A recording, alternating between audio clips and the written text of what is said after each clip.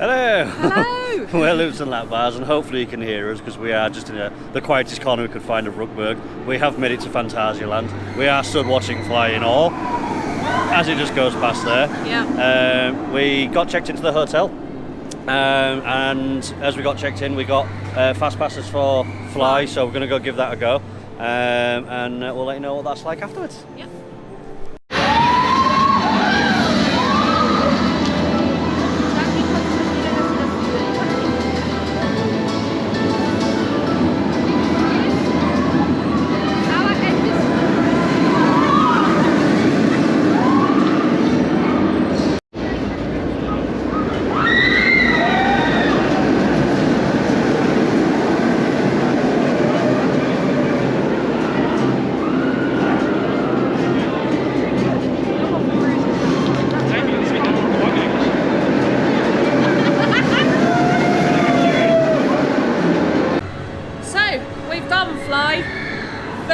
Very good coaster. Excellently themed, as you'd expect. No one's going to say anything against that. Boarding process is completely unique in that you get given a wristband that allows you to use a locker to store everything. You have to remove everything, glasses, the lot. And when you get into the station, we can't spoil anything because it's not worth spoiling. You want to go in there and see it. Yeah. Get on the ride. As for the ride itself, I wasn't that blown away. It's good. It is better than Galactica, but for me, the restraints are better on Galactica. Yeah, I felt that as well. The restraints are comfortable, but there is an awful lot of weight potentially put on your shins and your legs. Now, that could potentially be because we don't know how to maybe correctly sit and spread the weight. But it was a bit uncomfortable sort of midway towards the end because my legs were getting tired. Yeah, it's a very good long ride though. It is better than Galactica, but Galactica has things that are better than F.L.Y. But yeah, that's only the first coaster here. Rugburg is amazing. The Charles Lindbergh so far that we've seen is amazing. Yeah, we can't wait to to go around it a bit later on. But anything you want to add about F.L.Y? No, I think it's all good at the moment. That's F.L.Y. That's F.L.Y.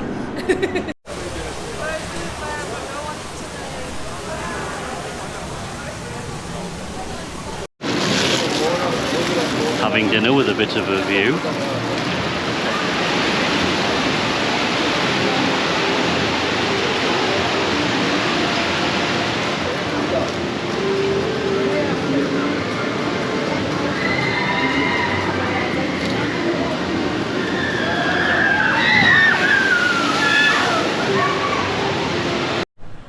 Hello. Hello. So since we've got the last update, we've had to go on Taron, and not your favourite ride, is it? No, I was not a fan of Ramesses Revenge at Chesington. I am definitely not a fan of Taron.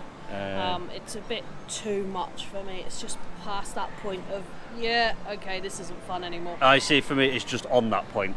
It looks great, it sounds great, it was everything I was hoping was Taron. Yeah, don't get me wrong, it does look great, its theming's great, and it looks very, very intimidating, sat essentially in the box that it's sat in. Yeah. So yeah, Taron's definitely worth time.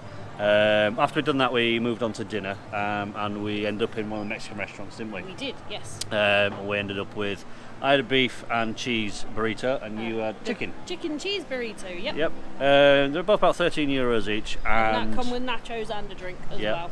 The other thing was the drinks are 300 millilitres, which is a bit smaller than you'd expect. However, the sheer amount of food that you get was well worth it. So yeah, we can definitely recommend the burritos. Yeah. Once we'd done dinner, we because we were that wandered full. Around a little bit. Yeah, we had a bit of a wander around and ended up on or trying to find the entrance, wasn't it, to Colorado Adventure, Colorado Adventure, which is the Parks of Vekoma mine train, and this is the very first proper runaway mine train that I've ever had. It's not a powered one.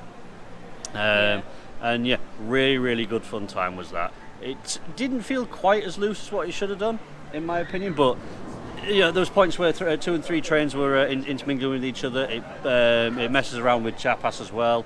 So yeah. Brilliant little ride. If you've done Big Thunder Mountain at Disney, I will recommend this one. I think for a lot of people that have done, like me, that have done Big Thunder Mountain, this is going to replace it. Absolutely. It's one of them little gem of a rides that you don't realise until you go on it. Yeah. Absolutely brilliant. As for another top tip though, if you're going to go on it, because there is a photo, try and get the front of a carriage. Yes, obviously you've got the front train, and then you've got 3 carriages, I think it's 3 or 4 carriages at the back that seat 6 people. You want to be at the front if you want a photo. Don't be in the middle or the back. We were at the very back and you could barely see us in the photo. It was a bit pants, was that? Yeah. But as for other hidden gems, the Mystery Castle. I don't quite understand anybody who's been here who can say that Apocalypse was the best drop tower in the world when you've got that. That was fun. Yeah, and surprising. Yeah, totally surprising. It puts you up a little bit of a shot first before it drops you, and you are sat there going, well, is that the ride? And then nope, sends you up the full whack for the second time. You get a bit of a show at the top before it drops you again. Yeah, and it's completely in the dark apart from apart from the occasional strobe, and you can just about see, because there's very much like Apocalypse, there was multiple drop towers, but instead of there being 4 seats, around five towers, there must have been 60 odd seats in there or something like that. Yeah, there was easily sort of 10-15 seats to a side, and there was at least 5 sides, and when you're in there all the towers dropped at slightly different rates as well. It's definitely one that you shouldn't miss here. And the queue was quick. It was, surprisingly quick. Said 25 minutes. I think we were in and out done inside of 15. Yeah, easily. That's what was that we've done? Colorado Adventure, Mystery Tower, and Talakan. Yep, we've also done other couple of little rides. We've done Feng Shui Palace. Was it Feng Shui Palace? Feng Shui basically, Palace. It's another Vekoma Madhouse. And it is. I think it's worth it for the cheesy 80s pre-show that it's got with it, because that was quite funny, complete with like kapow sound effects. Yeah, it was almost like watching Phantasialand's version of Mortal Kombat. But not in a good way. We've also done the ghost train that is in the Chinese area as well.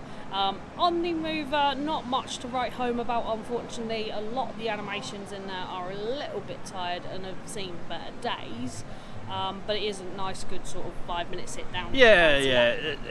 If ever I say that something's terrible, it's not actually terrible. But that ghost train was probably one of the worst that we've done. The ride, I feel like the ride system is wasted on it, but hopefully they'll get some investment in it and sort of replace the things that need replacing in there. Because it's a good ride system, it's a good area. It's just the scenes that you go by and whatnot are a bit pants. We're going from one extreme to the other at the moment. You've got Mystery Castle and Colorado Adventure, and then you've got Ghost Train. I think now we're going to try and get on some of the bigger things. We're not entirely sure whether it's going to be Black Mamba or Taron next. Either way, both of them are going to be long queues, so we've got that to look forward to. But we'll update you once we've done that and see what they're like.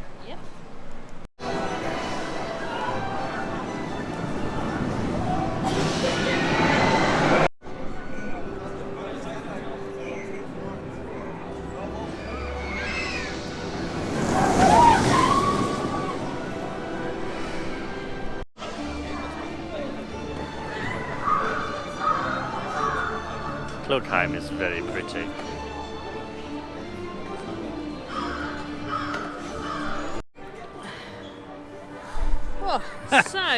Since last update, we've done Taron, Black Mamba, and Deep into Africa Adventure Trail. Yeah, so we'll cover that one first, because that's probably the easiest one to talk about. Absolutely bloody good fun. It's essentially a big playground, isn't it? That's for kids and adults alike. Yeah, it's a big walk-through adventure trail that wouldn't be out of place in a country park. Yeah, you see yourself doing like rope bridges and crawling through narrow passages and things like that. It can be very claustrophobic, but it's a good bit of fun. Some water features in there as well. We did it absolutely crackered at the end of it. Yeah, we're not very fit, but yeah, it was good fun. It was, yeah. Before that was Black Mamba, which better than Nemesis Inferno for me. Yeah, I'd say it's better than Inferno. Like, nice ride though. It rode nice. It was nice and smooth. Well, mine was. Yeah. I didn't get any headbanging or anything like that. It was really quite good. Nicely themed and whatnot, and all enclosed. It made Nemesis look, really open, didn't it? Yeah. But so that's Black Mamba, and then on to the sort of meat and tatties of the park, Taron. Taron is excellent. I like Taron. But I think it's been overhyped a little bit myself. It doesn't take away from the fact that it is a stonker of a ride. The first launch is good, the second launch is better. Destroys Icon in every single way. It actually does things. And it is sort of proving a point that coasters don't have to be big, they don't have to have a gazillion loops and upside down in bits in them to be fun and to be good as well. It just darts around and just does its thing. It does its thing well. A couple of really insane ejector points where even though my lap bar was quite tight in, I still managed to find room for my bum to leave the seat completely, to the point where I actually held on. I was like, oh god, for the first time in a very long time. So props to Taron for that one. But yeah, it's been ups and downs as this park. It goes from the high-rated coasters to be, for those being sort of, they probably were a bit overhyped, to then, the Mystery Castle and Deep into Africa. Those are things that no one talks about, and were great fun. Black Mamba, no one talks about Black Mamba, but that was great. It was, So it's really all over the place. Very difficult to sort of place Phantasialand as to where it would possibly be, but we got another day tomorrow to go through everything, because I don't think we've even done half the stuff we want to do yet. Yeah, no. But time's now 5:45, so we've still got an hour and 15 minutes of the park being open. So we might get on a few things here and there, but otherwise that's it for today. Yeah, next update's probably going to be the Lindbergh Hotel itself. We're looking forward to that. I think now we're going to head back over to Ruckberg and just enjoy Ruckberg. Yeah, take some chill pills. Yeah.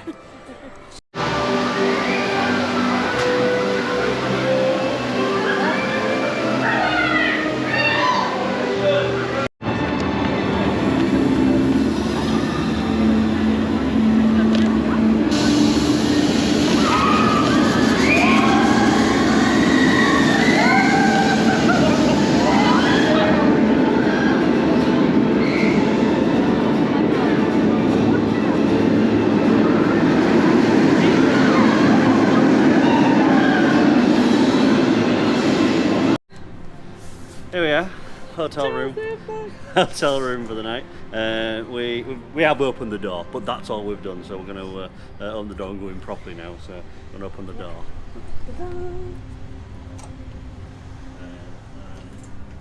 I presume there is a light switch. There we go. Goggles. Hi. It's very cosy. It is. We have been in smaller rooms though. Yes. Stargazing pods at Owentar. Yeah, it's very nice. But we also got a toilet, and there's the light switch for in here. Wow.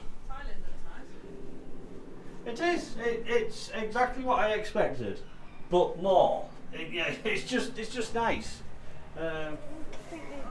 Beds look nice and firm. Possibly drawers underneath. Yeah, and there is, I think, this is where we can store, whoopsie daisy, store bags, and we've got some towels in there as well. And if I want to keep Tracy out, so I'm going to just close the door on Tracy. There's Tracy. There's no Tracy.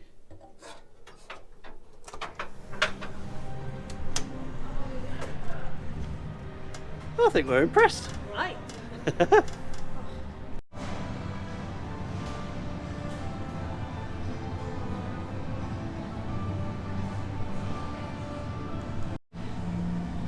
Oh, so this is morning after the night before. Yeah. Stopped in the Hotel Charles Lindbergh, as we've already mentioned.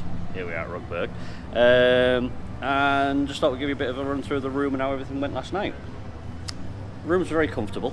Yeah, very comfortable, nice and spacious, bit bigger as well than the stargazing pods at Alton Towers, which was nice. You actually had room to walk between the beds. Yeah, it was very stargazing pods-esque, but ramped up to 11. Yeah, there was just more of everything. There's plenty of room to put your stuff. Bathroom was quite nice and comfortable. Though on the bathroom we did have a bit of a problem with a shower, chucking water everywhere because the shower door doesn't completely cover between the walls, so there's about a 2-inch gap or something like that. It's by design, it was just chucking a bit of water out. Other than that, everything else was absolutely nice and comfortable. 3-course meal that comes with booking a room. That was very, very nice. You got quite a wide variety of things. I'll if I can find it, I'll try and put the menu up. But we ended up having like pasta parcels, I think it was. You had some burgers. I had pasta for me main, and then I had some essentially dirty fries. With 2 little mini sort of burgers, which was really, really nice, and then that was followed off with dessert as well.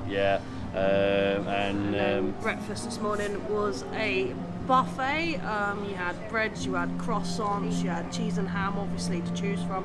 But you also had, sausage. It was nice to see a bit of an English breakfast as well.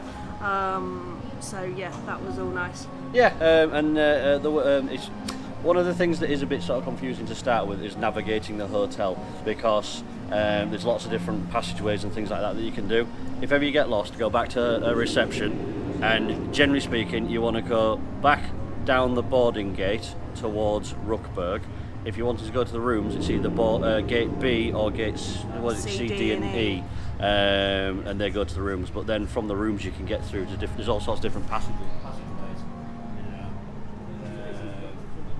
And it's definitely worthwhile getting up to the top deck, all the way up there, so you can get a good overview of Rugburg and such. And it's really pretty because the area is open at night, so once you've had your meal you can come out and take photos of Rugburg when it's all lit up at night. It's really, really pretty. It's depending on the time that the park closes. For example, the park closed at 7 last night, and we had dinner booked at 9 because that was the earliest the best that we could sort of fit in. But if you're wanting to take photos, especially this time of year, get your dinner either after 9 or done before that, so you can get out, because it does get quite dark here. Obviously cameras are not too great in the dark, but obviously if you want that sort of thing. But it was about 8 o'clock or something like that last night when it started to get a bit too dark for it. But Rugburg's lovely. The 1919 in Eurowork, the bar and the restaurant were lovely. Loved the little seats on the tables and such. We just felt looked after. Really sort of nice stay. Definitely recommend the Charles Lindbergh. Oh yes. Worth every penny. It's pricey, but it is worth it. Because one of the things that we've probably not mentioned is not only do you get your room, your breakfast, your 3-course evening meal, you also get tickets, which we've got here, that gets you in for the duration of your stay.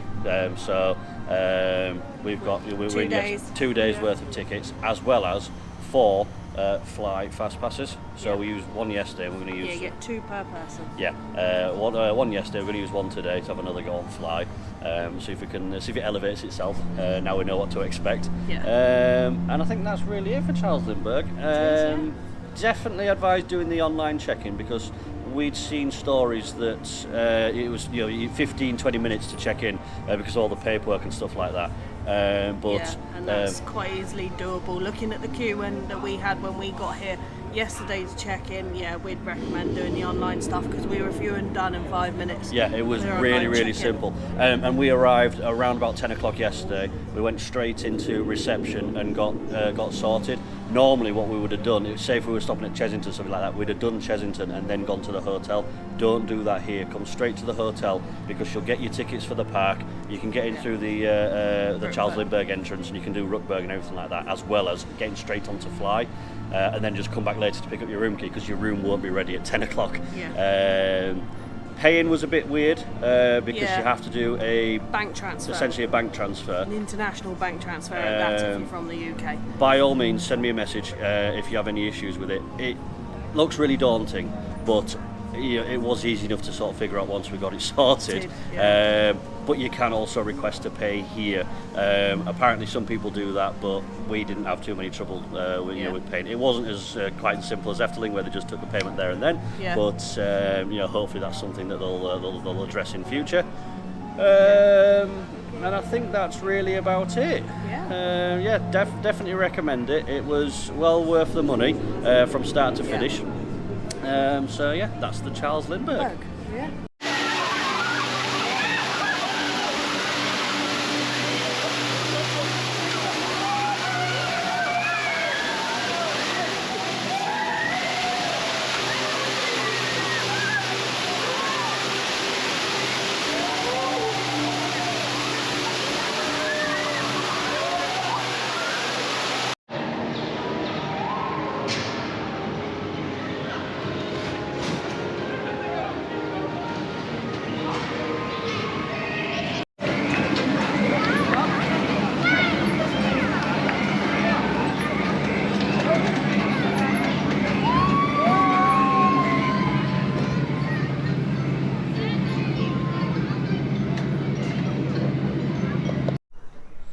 Oh, we've had a eventful morning. We have, yes. We'll just start off this morning on the lovely little chair swing. Which has got an absolutely wonderful water feature with it, slightly better than Chessington's one. In ways, isn't it? Because the Chessington one it tends to get you wet, whereas this one doesn't. So there was that. Then once we did that, because that was open. Park opens at 9 o'clock, and that was open from about 9 or something like that. So we could get on that really quick. And then once we'd done that, we were straight into queue for Mouse au Chocolat. Yes, we were, Mouse au Chocolat is the cutest shooting game ever. Really sort of good fun is that one. All screen based though, but it doesn't really matter. 3D as well. It's a 3D all screen based shooting game, and it doesn't really matter that it's all that because it's just good fun. To the point where we're going to ride it again later on. We rode it again first time last night, not knowing what to expect. So there was that. Then from there we moved on into Woostown, which is the fantasy area of the park, for a first go on the Winges twins, Fear and Force. For all intents and purposes, they are essentially spinning coasters like your Spinball Whizzer and your Dragon's Fury. Same model and everything, but they have unique features to them, don't they? Yeah, they have unique features. Both courses are slightly different, so they're both well worth the ride. Quite comfortable, apart from the fact that because of the car size, you have to take your bags on with you, which does make it a little bit uncomfortable. It does, but unique to these are elevator lift hills, as opposed to having chain lifts or launches. So you're taken straight up, and as you're going up, the car tilts ever so slightly, ready for the track above, and then it chucks you down. And then I'll leave it to you to ride both of those, but towards the end of both Fear and Force, they both end differently with different special pieces of track. But like I say, it's one of those that's worth experiencing for the first time. The elevator is nothing new, but the special pieces are at least something to look forward to. And we did the little monorail as well, which takes you around the fantasy area and gives you nice views. The fantasy area is predominantly for kids. So you won't find many big kid rides in there. No. The other sort of standout attraction in that area is the VR Bats coaster. Oh, Crazy Bats, Crazy Bats. Now, this you can ride with both VR or without the VR. Or you can do what I did, get halfway up the first lift hill, decide the VR's not for you and take the headset off. Now for me, I rode the entire thing with the VR on. I've used VR, I've got PSVR at home, I've got an Oculus VR. I've got quite accustomed to how VR works, but I've never done anything other than Darren Brown's Ghost Train as an attraction with VR. This blows Darren Brown's Ghost Train completely out of the water. I mean, most things blow Darren Brown's out of the water, but the VR synced up really, really well with the coaster. I didn't feel any nausea at all through the entire ride, and it was a bloody wrong ride. It was. As someone that did essentially with it without the VR, the coaster itself is a really, really good dark ride coaster. There are a couple of unique bits in there. sort of as you can see the track going around, but other than that, that's about it. It is your bog standard dark ride with no theming. So it's best done with the VR if you can manage it. But I think there was 3 lift hills or something like that. There were 3 lift hills in it. So yeah, it's a properly lengthy coaster. But that was it for this morning's escapades. I ended up having I think it's a hot dog. I can't remember the name. Had a currywurst. It wasn't a currywurst, but it was one of the German sausages. Really tasty. And then we went back in the shop to see if we could get any more of the merchandise. We did. Which we'll probably do a bit of about merchandise towards the end of the day, because so we can go through it all sort of thing. But that was it for this morning. As you can probably see, we've not really moved from last update, because we've had another go on Mystery Castle. It's such a fantastic little drop tower. It's a lovely little ride, and because it's in the dark, you don't know what's happening, and because you don't know what's happening, you can't see what's happening, you can't get scared by it. Yeah, no, it's good fun. But that was after we did Rake and Taron again. Rake for the first time. Obviously, we did Taron yesterday, and now that I know what to expect with Taron, it's settled in. Yeah. I'm not too, it's not too overhyped or disappointing or anything like that. It just did what Taron does well, and I thoroughly enjoyed it. Go fast, go through loads of twisty turnies, because we now know where essentially there's 2 slightly rough transitions, but not rough. Today it's not was today was better because obviously I knew where to put my feet at what time, so that was good. I wouldn't describe them as rough. I'd describe them more as jarring, because that's what Taron's supposed to do. It's supposed to dart backwards and forwards. The ejector was still excellent. I think I was probably a bit harsh on Taron yesterday, but that's I think because I was expecting this number 1 world coaster sort of thing, and though it's not, because Ride Happiness is for me, it's still well up there. Thinking it's probably going to be topping the Smiler. Personally, I like Taron. Yeah. Taron's going to become one of my kind of favourite rides, I think. Yeah. Because it does what it says on the tin with no inversions. I feel like it could probably do with that myself. Just 1 or 2, but that's by the by. Then there was Rake. And Rake's good fun, isn't it? It is, yeah. Rake is a boomerang coaster. It's quite a tall boomerang coaster compared to our UK variants, but it gives some wicked speed, and sort of going out, you go over an airtime hill, round a couple of curves, and then up a big spike, and then obviously back round.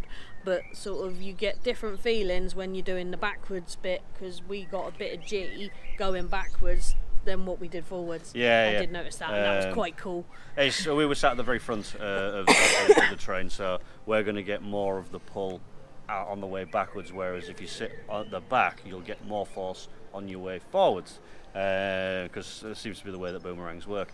But it's definitely better than the 2 in the UK. To be fair, Velociraptor and Accelerator, when we go around the helixes going backwards, I can feel a little bit sort of nauseous. Not too much, which is but not with Rake. Rake was pretty good. No, it wasn't. It was really, really good. So that was Taron, Rake, and once again, Mystery Castle.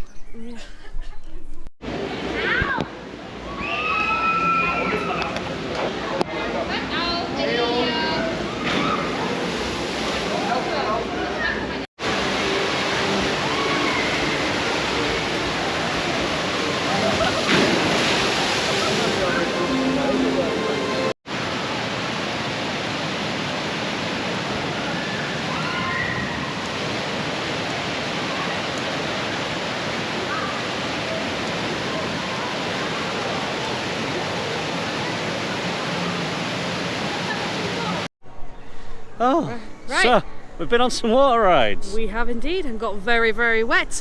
Despite the fact that we had waterproofs on, I've got an overcoat and you've got a cagoule. We've still got drenched. Namely because the first one, which was River Quest, which is the steepest river rapids ride in the world. Yes, and I'm not going to spoil what happens once you get onto the ride, but there is a point that you can see which is not really spoiling, and it must drop about, was it 8-10 feet? Yeah, it's the third and final drop. It drops about 8 to 10 feet. Yeah. But you start off a lot higher than that. Yes, like I say, we're not going to spoil what happens when you go into that, because you need to experience it, but just expect that you are going to get wet. Yes, and it'll be one of them full change of clothes. Yeah, so we brought, Tracy brought spare shoes and a t-shirt. I didn't bring anything, but I've never really had my waterproofs fail me until today. That was River Quest. And then because we're already wet, we went on Chapas.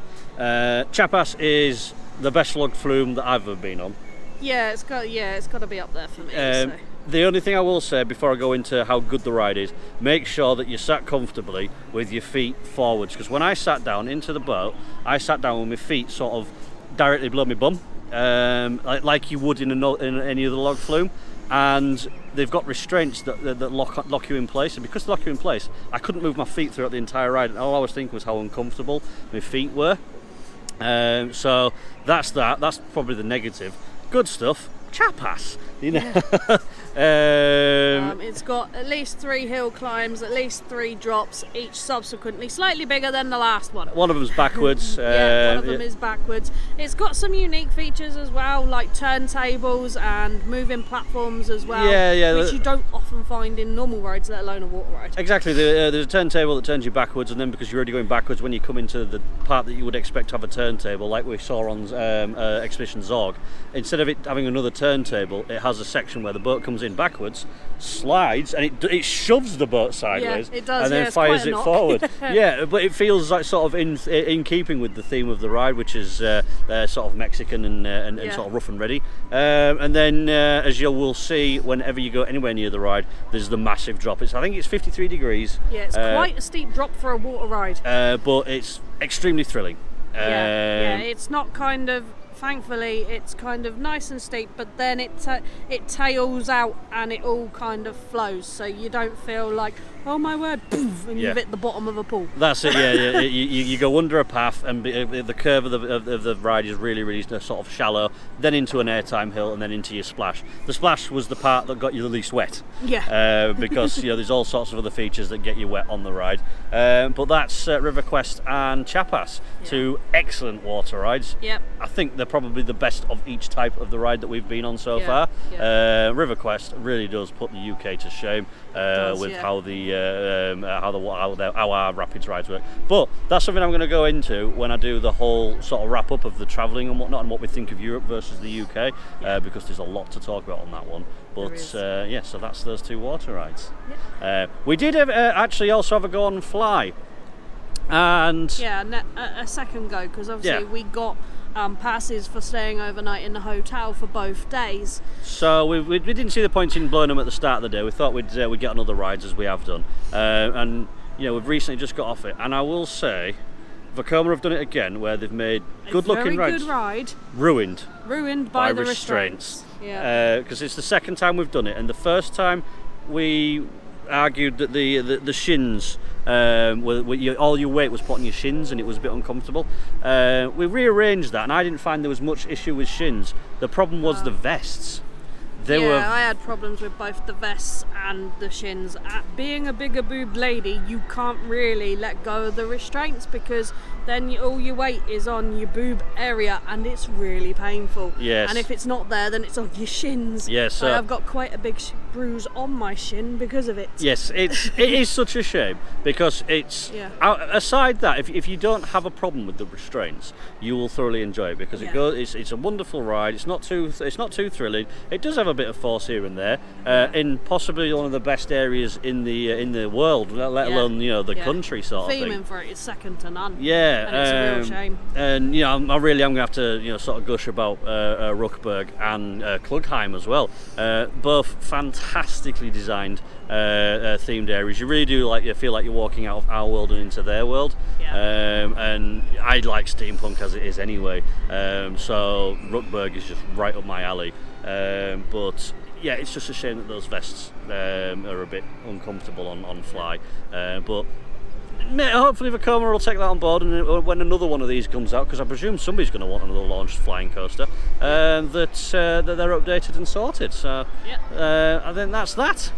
It is indeed.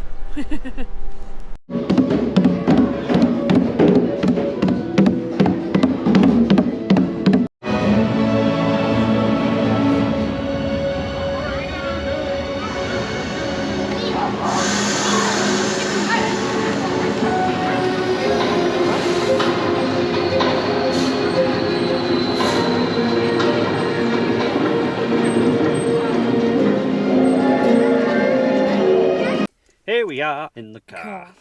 Yay. Well, not yay so much. Yay for the sit down. Yeah. Because we finished 2 days at Phantasialand. And I'll go first with my sort of opinions.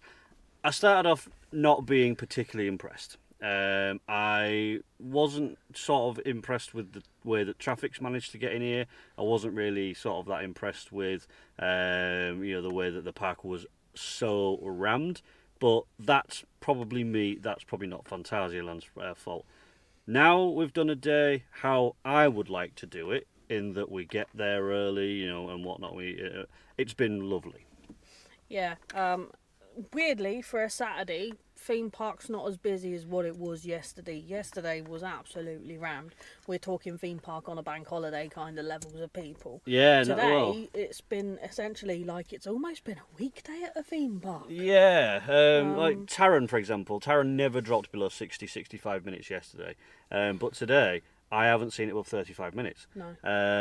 And that's, it's a good thing, because it means that, there's more, we could get on more rides. I don't know exactly what our ride count for today was, but we've done a lot. Yeah. But overall, I am quite impressed with Phantasialand. I don't think it's blown me away quite as much as I was hoping, but I think that's Efteling's fault, to be honest. And Plopsaland. Plopsaland did such a good job. And it's not to take away from any of the other parks that we've done. Toverland as well. Yeah. Toverland did a really, really good job. Yeah, it's not like that this is a terrible theme park. It is far from it. Yeah. It's up there with, it should be up there. It's one of the best in Europe. There's just a few minor things, as we mentioned with the F.L.Y thing, that the restraints are a bit pants there. Some of the rides you have to take your bags on with. Yeah. It's about, I'd say it's probably a 70-30 split here for what we've done for rides that you have to take your bags on versus rides you don't have to take your bags on. Which in some cases, as we have previously discussed, isn't a bad thing, and the cars are big enough to allow for that.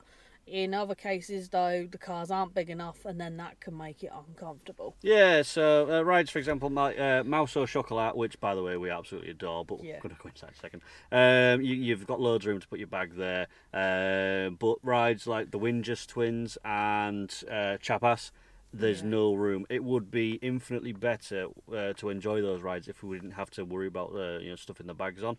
It's something that we can obviously learn from as well, that if we're going to go on Chapas, we're going to go on Windjust, we're going to go on the other ones that are like that, that we don't take bags with us, we pack a bit lighter, so that only one of us has got to try and stuff a bag between our legs. Other than that, staff have been absolutely fine. They're all very... the majority of them are multilingual. Yeah. And if they start talking to you in German and you give them a confused look, or you say English, or can we have the English translation, they very quickly do switch to English and do explain it to sort of a level you can understand. There are still a few nuances here and there, but that's to be expected. Yeah. But that's not a complaint. Exactly. When it came to any of the parks, whether it's the Belgian ones, the German ones, or later on in the year when we go to the French ones, I completely understand if we can't talk to each other because it's their country. I wouldn't expect them to cater completely for us. It's up to us to learn their languages and stuff like that. But yeah, I'm thankful that English is quite widespread. It's what it is. Other things to talk about, the themed areas. The themed areas are phenomenal. They are second to none. And sort of other than Efteling and Toverland, to be fair, all the parks over here have got theming that is second to none. And I don't know where I'd put sort of Phantasialand in terms of theming. I would say it's in a way it's above Efteling. Because you don't at times feel like you're in a theme park.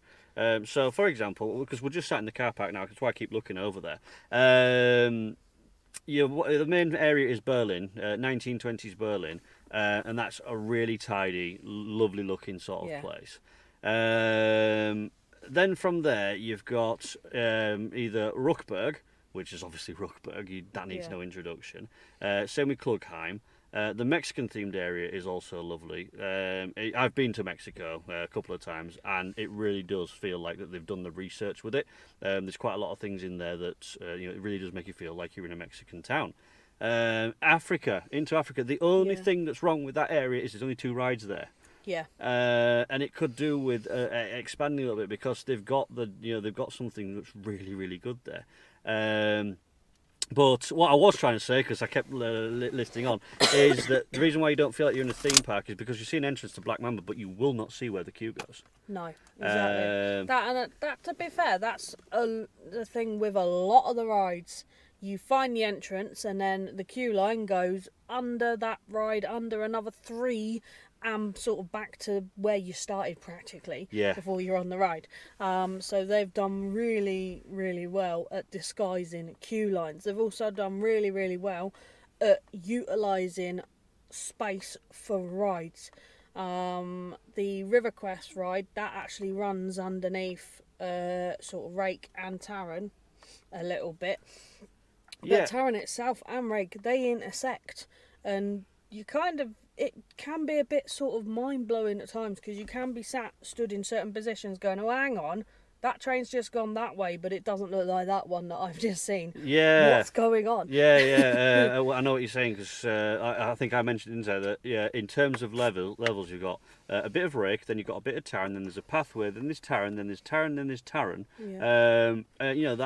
They're all individual different layers. The entire park is made up of things like that. Like Africa, I'm looking at it right now. You go down and up and over and around Black Mamba, and Black Mamba does the same for everything else. Yeah. Black Mamba is a very similar coaster design to Nemesis. Even more so though, because Nemesis, at least when you go down the first drop and corkscrew, it's above ground. Nothing of Black Mamba, apart from the lifter, which I can very briefly see now, is above ground. Everything else is sort of hidden away, which is good in a way, but it's I like seeing skylines and stuff like that. That's one of the big problems that this place has. It's no skyline. Not like Thorpe Park or something like that, but that is a really minor niggle. Yeah, and to be fair, and like I say, at times it is a bit disconcerting. The only sort of, as much as I love my theming, and as much as I will praise theming to the ends of the earth, and I'm here for it, the only problem I have with Phantasialand is there's no kind of sort of slow transition like you get in F.L.Y or Toverland or any of the other parks we have visited, or even in Disney, where essentially you can sit there and go, right, I'm in this area, now I'm walking to this area, and there's that bit of breather in the middle. That's the only downside I don't like about Phantasialand, is it's literally theme after theme after theme after theme. Yeah, and it can be quite jarring, and because of it, it makes the place a lot bigger, but if you're trying to do like food and stuff like that, it can make finding out where they actually are a bit difficult because you've got 10 routes into that place that you want to go. Yeah, I think one of the biggest issues that we had was sort of finding entrances to things. So, for example, Colorado Adventure. You walk through the Mexican area, and we're still in the Mexican area. There it is, and you can see the quick pass entrance. But to get to the normal entrance, you have to walk through the Chinese area right round the back to then get to it. You can do it if you go the other way, but the other way takes longer. You're still obviously in that area, but and it wasn't particularly well signposted. We ended up having to ask someone for that. But that's a problem that I had with F.L.Y, that it was so well themed that you couldn't tell what was theming and what was right. So final bits then. Merch is really good here. It's quite plentiful, variety of sizes, and they do have t-shirts for at least half their ride lineup. And sort of along with the merch, they've also got sort of different things like sort of placemats, crockery, Chinese tea sets, stuff that you wouldn't really expect. Yeah, stuff in the kitchen, and at least 3 different styles of over-the-shoulder bag. Messenger style bag, which was really different to see. Yeah, really nice. And it's not sort of. It's not a rip-off. Yeah, it's not a rip-off. Yeah. The only thing that there was lacking was no pin badges whatsoever. No pin badges, that would have been nice. And just odd little bits for the rides. So, like, for example, you could get a Taron t-shirt or a Klugheim t-shirt, and you might be able to get a wristband. Yeah. And that was it. you know that was it for the sort of the rides. They were the same for Black Mamba. It was the same for F.L.Y. F.L.Y. I think you could get a hat and a jacket, and that was about it. You know, considering that that's the newest coaster here, and you're making all the shout about it. It's got one, the most lacking merchandise sort of lines. But you were going to say about the dragons as well, weren't you? Yeah. The other thing that's striking when you go into the souvenir shop is there are 6 dragons for the 6 areas in the park. However, you don't generally notice these dragons until you walk into the merch shop, and you're just like, well, hang on, well, there's dragons everywhere, and they've got different dragons, like I say, for different areas of the park, which is all really good. I like the fact they have got mascots, but in the wider park, they don't actually shout about them. Which is a bit confusing. Because what is it? Shriek, I think his name was. Schneck.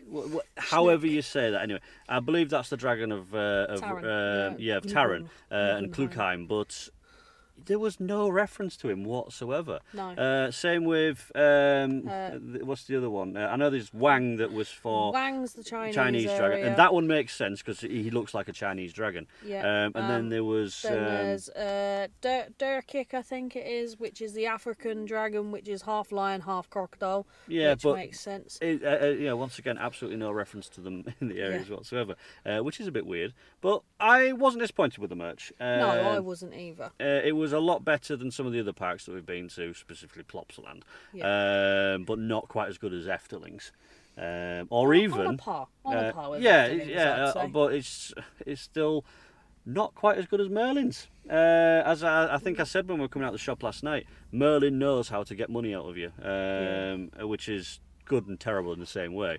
But I do like the fact though that merch this side in the continent isn't pushed on you. Merlin do have a habit of pushing stuff. Yeah, which sort of. I understand why they do it, and I understand as a business they have to do it. But it's merch over this side is there if you want it. That's what I thought I was doing the camera. It's still second and probably third place in my opinion. The European merchandise scene to Blackpool and Merlin's, but so that's the merchandise. Food offerings massively plentiful and also incredibly delicious, whether you're eating it or looking at it. Yeah, exactly. And they've got things for every kind of taste. Today we've had focaccia, we've had nachos, and we've had a bratwurst. But we went into a cake shop at the end. I've brought some pick mix. Yes, it's Haribo, but brought some pick mix. Essentially, it is. But I think it's their own in-house stuff. In Ruckburg, they've got a really, really beautiful looking sweet shop. As you said, in the Berlin area, there's a cake shop. There's back in Ruckburg, there's a sandwich shop. There's noodles aplenty in the Asian area. There was even an African themed place in Africa, but we didn't try those this time round. But it's something that we are coming back. We had burritos yesterday, which were really, really They nice. were the best burritos I've ever had, despite the fact it didn't have any rice in it, which is a bit weird, but it was delicious. It was, yeah. And the food here, the majority of it in all the parks is prepared fresh in front of you. It doesn't rip you off, and you don't feel like you have been ripped off paying sort of €8-10 for essentially what was it? I think I paid €8 today for my piece of focaccia. But that said, though, it was 7 inches wide, both sides, and it was filling. It was almost like I had half a pizza. Well, that was yesterday, wasn't it? €15.50, I think I paid for 3 sauces, my burrito, and you get a side of nachos and a drink with that. And I was full all the way up until sort of the end of the day, when obviously we had the meal with the Charles Lindbergh. But I think we're prattling on a little bit too much.